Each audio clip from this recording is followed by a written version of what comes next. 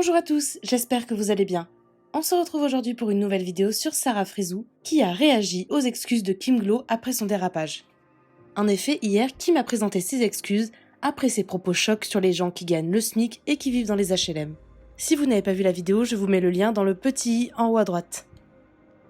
Sarah Frézou a alors réagi et elle ne croit pas du tout en la sincérité des excuses de Kim. Elle en profite également pour se confier sur sa vie en banlieue avant la télé-réalité. Je vous laisse tout de suite avec la vidéo et n'hésitez pas à réagir en commentaire. Je viens de voir des trucs sur lesquels on m'a identifié. Je vais vous expliquer un truc. Les menaces de mort, je suis pas pour du tout. Par contre, je ne suis pas pour aussi les propos de travers que les gens, soi-disant, parce qu'on fait partie de la télé-réalité, peuvent se permettre de. Je fais de la télé-réalité, je reste à ma place et je garde les pieds sur terre. D'accord ? Au jour d'aujourd'hui, maintenant, je vous dis, ma communauté, s'il vous plaît, maintenant, si vous voulez boycott, ça c'est quelque chose. Ça c'est autre chose et ça apprendra aux gens de rester humbles. Ça c'est une chose. Par contre, la deuxième chose que j'accepte pas, c'est les menaces de mort, tout ça, c'est pas la peine en fait. C'est se rabaisser au niveau merdique de la personne, clairement. Donc ça, le faites pas, ça sert à rien s'il vous plaît. Maintenant, je suis désolée les gars, mes frères, ouais, vous voulez que je m'ouvre les veines? Non, toujours plus, toujours plus, toujours plus, toujours plus. Il y a personne qui veut que personne se suicide, il y a personne ceci, cela. À un moment donné, voilà, elle a eu certains propos déplacés, chose que tout le monde a relevé parce que, en fait, il y a un premier propos déplacé qu'elle a eu déjà par rapport à l'histoire de dictature sur mon pays. Je n'ai pas voulu le relever au début. Je vois ça continue, ça parle mal. Et par la suite, ça dénigre les gens qui se réveillent tous les matins pour aller taffer. Mais en fait, tout simplement, je pense que la chute, en tout cas pour elle, et l'atterrissage n'est pas pareil. Elle ne pensait pas, je pense, avoir autant de retombées comme ça. Maintenant, ma grande, non, on ne te souhaite pas de mal. Enfin, personnellement, pour moi, non. Je suis juste dans la liberté d'expression. Et c'était juste pour te dire, la prochaine fois, ferme bien ta gueule et rappelle-toi d'où tu viens. Et tes parents, comment? Rappelle-toi, tes parents viennent d'où? Rappelle-toi, tes parents t'ont nourri de quel argent? De ce SMIC-là que t'as insulté. Donc moi, c'est juste la chose qui m'a dérangée. Et encore, je pense que personne a insulté. On t'a juste dit, t'es une grande folle, t'es une grande malade. Mais je pense que ça, tout le monde l'a compris. Maintenant, t'as vu, tes problèmes psychologiques existent déjà depuis la nuit des temps. Je m'en rappelle, t'avais même passé chez la psychologue et on t'avait refusé une émission parce que t'étais tellement touché, frère, que c'était impossible. La psychologue, t'as pas réussi à la passer. Même les psychologues, d'habitude, déjà, elles-mêmes, quand tu vas au rendez-vous, tu dis, elle est plus folle que toi. Mais alors toi, si elle t'a refusé, c'est que, frère, il faut le faire quand même. Bref, tout ça pour dire, les gens, ne vous rabaissez pas à une certaine personne qui n'en vaut même pas la peine. Voilà, tout simplement, restez humble. Et ça lui apprendra la prochaine fois. Il y a bien un truc que je déteste, c'est les meufs qui s'auto-victimisent. Elle avait fait la même chose sur les vacances des anges. Quand elle avait insulté Amélie Nettel en lui disant ton fils je sais pas quoi, et qu'elle s'était mangé une bande droite dans sa gueule, et ben elle s'était auto-victimisée et les gens nous avaient accablés parce que madame elle se mettait à pleurer, Khnouna qui pend et tout, Zahama elle est au plus bas.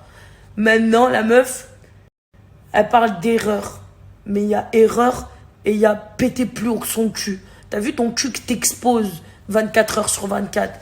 Et ben là ma soeur, t'as pété trop fort. Et ça a fait trembler le monde entier. Ah non. Bref, en tout cas, incitation à la haine. Non, je vous dis, ma communauté, on n'est pas aussi bête que ça. Oh, boycottez-la, fin d'elle. On arrête de parler d'elle, c'est mieux comme ça. Parce qu'il faut rappeler que un acharnement, c'est quand t'as rien demandé en fait. Ma soeur, t'as cherché la merde et après t'assumes plus. Après, tu t'es excusé, tant mieux. Mais qui y croit vraiment? Une fois que t'as fait ton bad buzz, tu t'excuses. Fallait même pas te filmer, moi je comprends pas.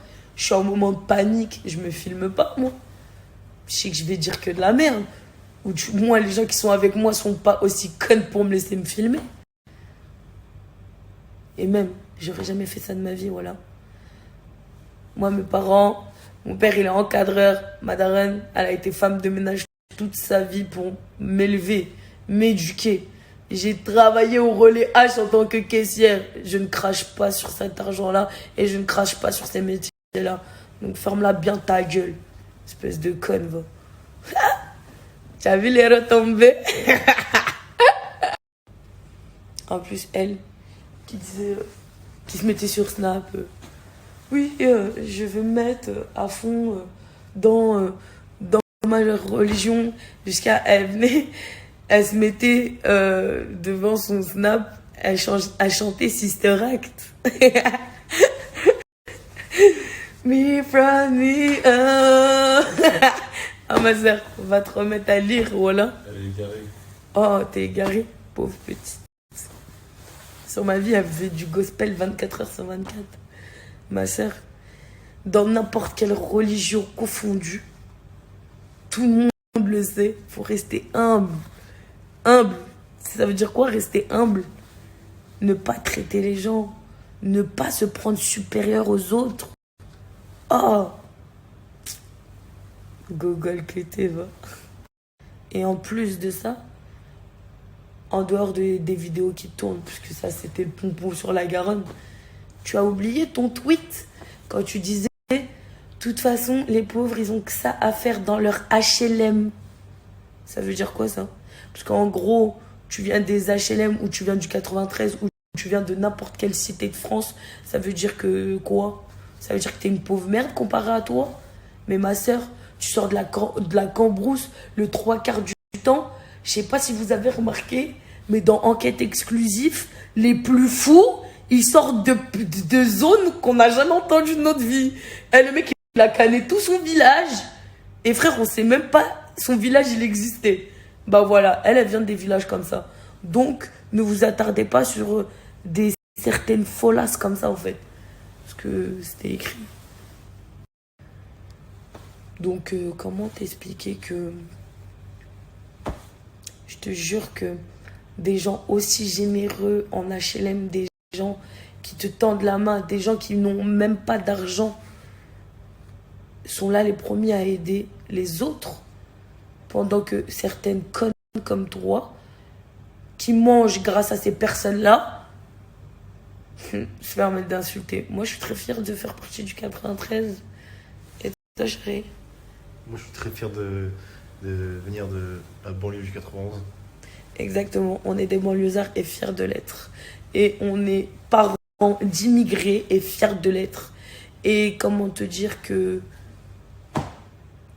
Wesh, toutes bonnes choses ont une fin. Fin du game. Franchement, ferme ta gueule. Coupe tes réseaux. Change de blage. Et repars en Tunisie te refaire la gueule pour te donner une nouvelle personne. Parce que là, t'es mort. Clairement, la population, t'es mort dans le film. T'es mort dans le film. Ah, moi, personnellement, voilà. Je m'en fous de ta vie. C'était juste pour dire, parce que je voulais juste pas qu'on déforme. Non, arrêtez tout, stop, lui envoyez plus de messages. Juste, voilà, signaler. Signaler pour lui montrer que la puissance de l'être humain... écoutez, les gars. T'as voulu faire la folle, maintenant assume. Non, mais c'est sérieux. C'est pour ça que je dis tout le temps, il faut garder les pieds sur terre. Et c'est pour ça que je suis personne. Et on se croise dans la rue, je dis bonjour à tout le monde. Et qui veut sa photo, je prends des photos avec tout le monde parce que je suis personne, ma gueule. Je suis personne. Je suis Sarah, j'habite à Bondy.